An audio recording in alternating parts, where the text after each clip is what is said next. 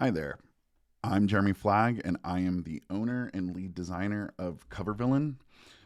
Today, we're going to be talking about something that can be a little bit terrifying to all levels of authors. We're going to talk about licensing and rights. By a result of this, we're going to talk about how it protects you and what you need to be aware of moving forward with a designer, no matter what situation you're in. By the end, the goal is to make sure you feel protected and that you're able to spot any potential red flags that might pop up early in the process. So let's just jump right into it. When we're looking at book covers, we're going to talk about three types of covers. I'm going to focus on the types of cover I do, but I want to make you aware of all the types that are out there. The first being illustration. For digital folks, this is going to be vector based. Um, It can also include drawings, paintings, any sort of one off, original, not on the computer item. But most often in romance, we're going to see kind of that illustrated cover, which you can see by Amanda Lee. The types of cover I do are known as photo manipulation. And this is the process of just taking a bunch of images and smashing them together with Photoshop to make kind of a surreal uh, a reality that can't possibly exist in the real world, though werewolves might actually exist. I'm not faulting you for believing it. The last type is going to be a type based image, and they might have some sort of graphic on them, but really, when you look at it, it's the typography that's standing out. Um, so these are the three types of covers that kind of exist.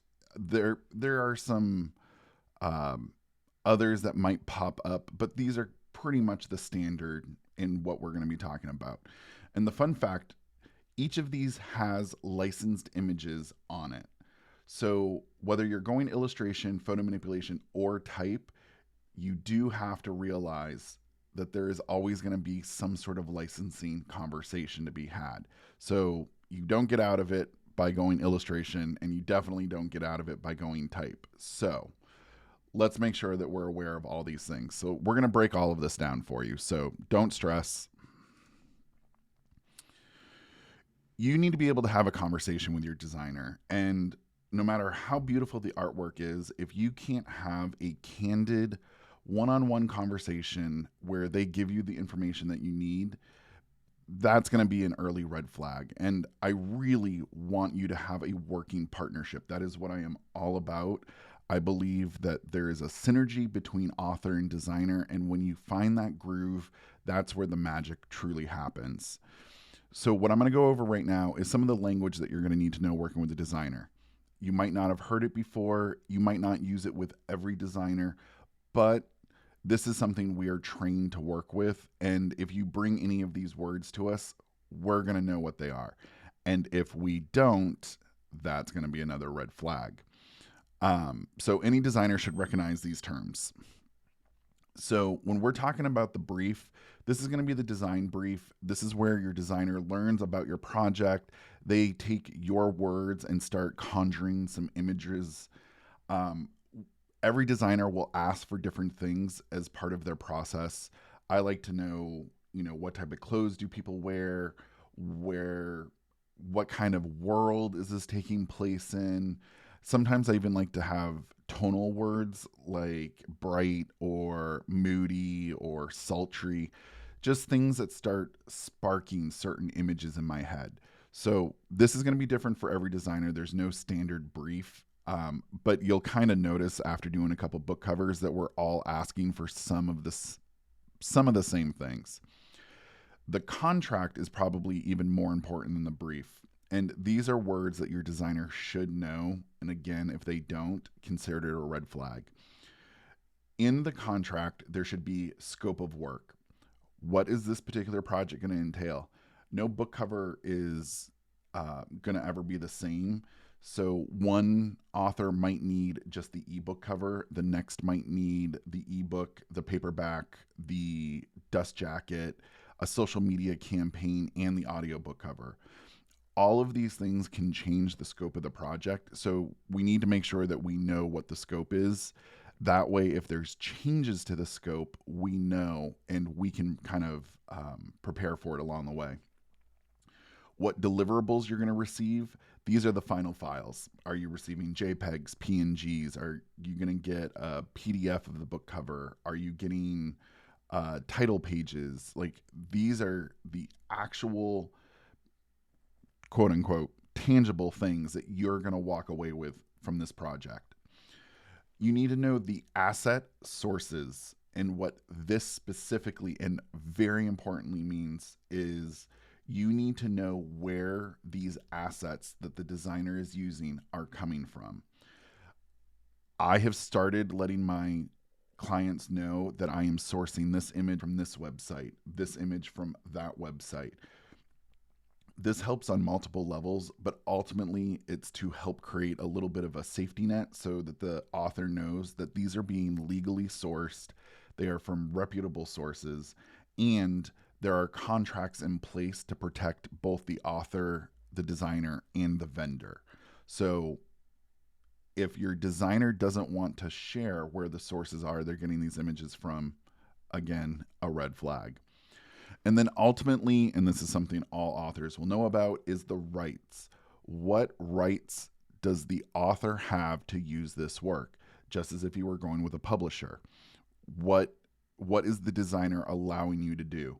Some of this is because the designer is setting up these terms and conditions, and some of it is based on the vendors where we get some of our images from. So be aware of this. All right. So let's just break down what the basic elements of a cover are. It's kind of rudimentary. It's kind of, fifth grade, but it really boils down into three things. We're going to be looking at the colors, the typography, and the images. Colors, it's straightforward. It is exactly what you think it is. Typography, this is going to be any font that is used on the image. And this can be the title, it can be the series. Sometimes it can even be some of the design elements. If there's a particular font that goes on a tattoo, that could be important.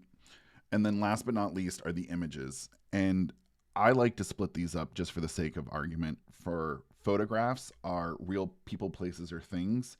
An illustration is a custom created image, and it can be painted, drawn. It can be done in vectors, which you'll see a lot in cozy mysteries.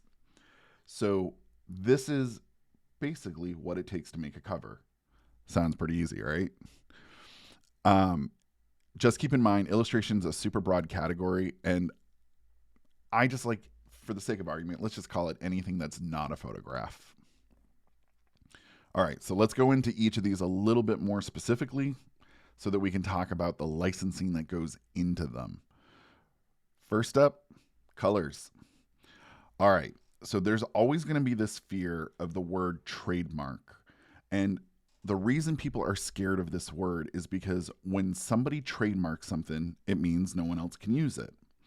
Well, good news. Colors can be trademarked in certain countries. The US is not one of them. And also be aware that when we're talking a trademark is very specific to the industry in which it's used. So don't worry, no one is trademarking book covers. So when you see that very traditional sultry purple being used on urban fantasy covers, no one can trademark that. You do not need to worry about it one bit. If you were going to open a large box store named Bullseye and use Target's red and white colors, you might have to worry. But otherwise, put that right out of your mind. Okay, so what are limitations for you? When we are designing a book cover, we're going to look at the branding across the series. So if you're doing a trilogy or a 12-book series, we want some sort of cohesive color story. This way, whether a reader sees your book 1 or your book 10, they're going to have an idea that these things are related. Sometimes the colors can evolve throughout a series. Sometimes it gets set up in books 1, 4, and 7 all have identical colors. Sometimes every book will have a similar color. It really depends on the designer and the personality. But we're kind of looking for this word cohesion. We want things to feel like they belong together. It's one of those things when you look at it with your eyeball, you know these things go together. So that's kind of what we're talking about with branding. The other thing that we need to really look at is genre. Every genre has a very particular color palette, and this can signal a lot of things from this is going to be a sweet romance to this is going to be down and dirty and there's going to be some sex on the page. Colors signify that to the reader on a almost primal level. So we use those colors to signal those things, and they get signaled with the imagery, so they get paired. It's not you see the color red and you think, oh, sexy time. Do a little bit of red with a certain composition, and then you might feel a little bit of sexy time is happening. But these colors are, again, part of the branding, part of that cohesion, and certain genres are very color specific. You'll see in space opera a lot of blue and orange. You'll see in urban fantasy a lot of that magenta and kind of a light purple. You'll see in cozies they like more vivid colors, whereas in dark romance they like to go in the more darker palette. It's a little bit of common sense if you do a little bit of research, but this is why you're hiring a designer. This is what we sit around and research in our free time when we're not watching Netflix. Um, and if for some reason your book goes against a particular genre trope or a or a reader expectation, this is a conversation that you want to have with your designer, because color can be a subtle way to pull back from that without having to tell an entire story with characters on the page. All right. Typography, the most misunderstood of design elements. So, typographers are people, and they do exist, where all they do are make fonts. So, I just want to always make sure that people understand that type isn't just Times New Roman on your computer or Calibri. It is an art form that an artist is doing. And I always want to make sure to really accentuate this, because artists shouldn't steal from artists. So be very careful with downloading typefaces. If it says free, we got to ask some questions. All right, so typefaces cannot be trademarked. This gets a little confusing because in modern day nomenclature, we confuse font and typeface. A typeface cannot be trademarked. The font can. All right, what does this mean for you? Since typefaces can be easily copied, we have to be aware where they're coming from. And this is certain fonts will scream sci-fi or kind of the very traditional urban fantasy with all the swooshes in it. What we need to be careful of is, say a font is the identical font that was used by Battlestar Galactica or Fort Salem or Stranger Things. I, as a designer, can perfectly replicate that. That's not a problem. But it is intellectual property of someone. So we need to be careful of that. And this is a problem that comes up. We see book covers that have the exact font of a very custom tailored product. And then the other thing we have to be careful of is certain TV shows will popularize a font. It doesn't mean that they own the rights to it. So we need to make sure that our designers are doing their legwork. Most designers, you do not need to worry about this. We purchase our fonts or we go to font suppliers. So, but do make sure if a font is giving you a funny feeling and you think you've seen it somewhere, always follow up with that. Most fonts come with a license restriction, and this is where designers, I've seen them get into a lot of trouble. License restrictions are either personal or commercial. Just because you can download a font and it says free doesn't mean you can use it for your book cover. So, font websites like DaFont or 1001 Free Fonts, it is illegal for you to use those fonts on your book cover. It just is. So, all of those DIY book cover designers, that is something that you need to be careful of because those people can come after you. Pre-installed fonts on your computer tend to be pretty safe. However, the trade-off is they're pretty boring. Many fonts cost $49 for a single font. They can get pretty expensive. Some fonts can be upwards of $199. Entire font families can go upwards of $400. So this is why a designer that has the font on their computer, we're willing to pay a little bit more because we'll use those fonts in more than one book cover. Some of those fonts are very standard issue. If you look at Urban Fantasy, they use the same dozen fonts over and over again. Fonts with commercial license are out there, but they're not as many, and this is why you see so few of these innovative font covers. The author is ultimately the one who is responsible for this stuff.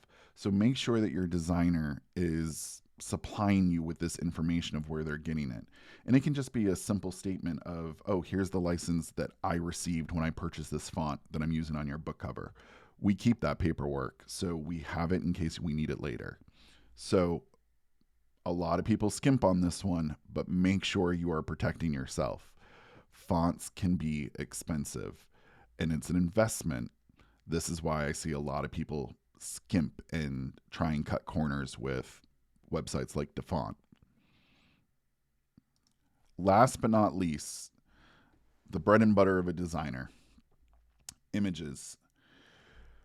Can images be trademarked? Yes, there is such a thing as trademarking them. However, as long as a designer is getting them from a legitimate stock photography website, this isn't a concern. By default, stock photography is not trademarked or registered. The rare thing that will happen is on stock websites is we'll see editorial images, and these can only be used for very specific purposes. One of them is not your book cover. So designers need to be careful when using images that we're not using editorial images. I do see book covers going out there with editorial images, and the photographers who take those images will give you cease and desist orders. So be aware of this. We need to make sure that we're getting all of our stock images from legit third-party vendors. And I'm going to go into that in just a moment. Designers are required to follow the restrictions provided by these websites. So Deposit Photo, Shutterstock, they basically allow for two types of licenses, standard or extended, and each have certain things that you can and can't do with them. Standard, for those of you who are only doing ebooks, you get unlimited digital quantities, but you get a very, very specific print quantity, and this tends to be 500,000 print copies. If you're using 500,000 print copies, awesome. You will have no problem paying for an extended license. It also, a standard license on many websites limits how the image can be resold. So even though, and the sticking point for a lot of these websites are t-shirts. I couldn't tell you why, but putting your book cover on a t-shirt, you have to be really careful about that one particular item. Bookmarks are okay, business cards okay, websites okay, but for some reason, t-shirts seem to be a big thing. Now, let's say you're at 499,999 sales and you're concerned that, crap, you're about to go over that 500,000 mark. That's not a problem. If you reach out to your designer and say, hey, I'm about to exhaust my license, we can go out and buy an extended license for you. It costs a little bit extra, but you just sold 500,000 books, so not a big deal. And that can be applied at any time in your publishing career. So if 10 years down the road you need an extended license, you can do that. I personally suggest reach out to your designer, have them do it for you. Mostly because a lot of us have group discounts that we can use to help bring down that price. And we'll talk about how expensive this can get in just a second. So, which one's right for you? Let's be realistic. A lot of us, myself included, are not publishing 500,000 print copies. I wish I was, but I'm not there. So, a standard license will probably do for most of my books for forever. I don't expect to sell 500,000 print copies of my book, but will I sell 400,000 and also give out 100,000 postcards with that image? That's where we have to start being concerned. Realistically, most of the authors that I'm designing for will not hit those numbers. So it's not a huge concern. Some of my better selling authors, I will ask them outright, do you think that this is going to be a concern? I just need to know for licensing reasons. It is a candid conversation. It makes everyone super uncomfortable. I don't want to ask it. You don't want to answer it, but we're trying to do good business and protect you. So, what's the difference between doing standard licensing and extended licensing? So, I'm going to look at this particular cover, Angel's Agony by Trish Heinrich. Let's break down what the licensing is going to look like. So, most designers have a subscription to stock photo websites. It's just kind of part of our deal. And each of these images cost roughly $1. All right. So by the end of this example, this cover cost me $12 for parts. Not a bad deal. Now, if I was going to flip this around and do the extended license for this, for whatever reason that author needed, extended license images are $89 each, and this particular book cover would cost roughly $454. That's a big jump from $12 to $454. So, but if you just sold 500,000 book covers, it's still a drop in the hat. So just make sure you know this at this point, because this is something that you, the author, are responsible for knowing. Know your sales numbers. All right. So let's get into a little bit more specific on this.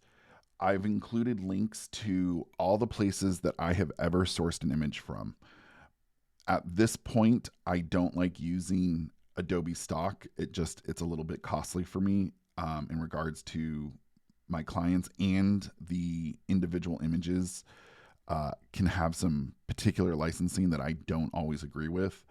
So I prefer to get all my images from Deposit Photo or from a boutique website, which I will let my author know, and I will buy a license equivalent or greater to whatever I'm using from Deposit Photo. That helps protect my authors. So when we're looking at this, something I need to just kind of put out there is designers are being paid partly for their skill with Photoshop. You know, we have a cool, nifty art trick that we can do.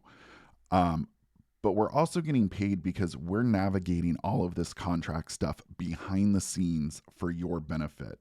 This is kind of a pay it forward type service that's being provided. Most designers aren't going to go into a lot of depth with this with you, but this is something that's been researched, that we've had to create these contracts for ourselves, and then it's part of the process to keep you safe. So when you're paying more for a cover designer, some of what you're paying for is their knowledge in this particular area to protect you. So keep that in mind when you're looking for whether it's a pre-made, a custom. When you start dipping down into these really low numbers, and I'm not knocking authors that want to go that route, you do have to stop and think, what am I getting and what am I not getting by purchasing this? All right. So when we're looking at licensing, specifically licensing from third-party vendors, we need to know a handful of things. Super important. Quantity of reproductions for electronic rights, quantity of reproduction for print rights, creation of sellable items. For those of you with merch stores, this is something that you're going to want to bring up to your designer very early on. Hey, I want to be able to sell my book cover on coffee mugs. The particular licensing I use allows that, except for the t-shirts. Don't know why. But you do want to have that conversation and make sure that the license has the ability to be upgraded after the fact. Also very important. That's why I like using the websites that I use very specifically. Having this conversation with your designer is daunting. I'm just going to be honest. I'm dropping all of this on you. I've had years to research this. I have a background in design. I went to school for the business of art. So I know all of this. Let the designer help you on this journey. That's part of what we're offering as a service. But do make sure that each designer is able to answer your questions confidently. And if they can't give clear expectations, or if they don't seem to answer your questions to your satisfaction, note that as a red flag. That is reason to walk away. And realistically, this is a reason why designers tend to be more expensive. When you're looking at that dollar bracket of lower cost designers versus upper cost, these are some of the things that go into that. I'm not saying that awesome designers don't offer more inexpensive covers, but you do need, as the author, to make sure you're doing your due diligence.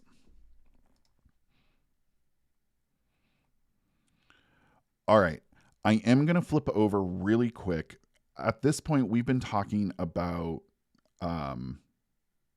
standard rights as the designer creates a book cover and gives you a final product. Well, this is known as exclusive rights. This is pretty much the most common relationship. It means that you are getting a final flattened image at the end where you're only allowed to change very specific things according to the contract between you and the designer. And this should be spelled out to a T. Whatever rights the designer is giving you, they do not supersede the rights of the vendor that they're using. So the images that you see on the right-hand side, the image of that woman, that is from that is from a boutique website. And no matter what I tell you you can do with that, it doesn't supersede. So what I like to do is include that contract to the author so they understand. Most often, designers do not allow any alterations of their work. In my particular contract, I allow resizing and cropping. Otherwise, you have to come back to me to make alterations. Make sure that this is clear as well. You don't want to create a rift between you and your designer. But the other side of this is a type of rights called full assignment of rights. This is much, much different. This is when the designer gives you the editable files, including all stock photos, all the fonts. Again, these rights do not supersede the licensing agreement between the designer and the third-party vendors. So we have to be aware of this.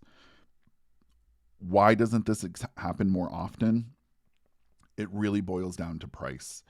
For me to give you full assignment of rights so that you can edit that Photoshop file after the fact means you have to have extended licensing on every item.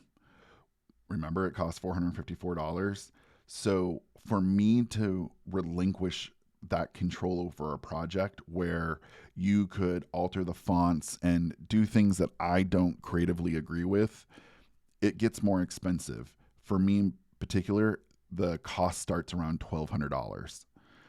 That's a big jump from $400 to $1,200. Most authors can't afford that. So this is why full assignment of rights is extremely rare. You might see it in some of the top selling authors, but realistically, that's why you have a great relationship with your designer, because you can go back to them and say, hey, can you crop this so that I can use it for an audiobook or a social media campaign? Sure, we've had a good working relationship. Either I'll charge you for the time, or If we've had a good working relationship and I have a little bit of time, I might just toss it in because I liked working with you. So this is why that relationship between you and the designer is so important. Okay, so what does the author need to be concerned with? You just need to be very clear up front about what you're after, and that way the designer can plan accordingly. It can and it will impact the designer's process. And when we've agreed on something and this becomes a, oh, by the way, down the road, that's where designers start to charge for these alterations in the project, for the alteration in the scope of work that we've agreed upon. So just be aware of that. All right. So, what are the key takeaways out of this? First and foremost, authors, make sure you are reading these contracts that your designer sends you. I know you want that pretty shiny thing and you just want to get there as fast as possible, but take your time and read the contract. I've had authors send back my contract and say, I like everything, but we need to talk about this particular item.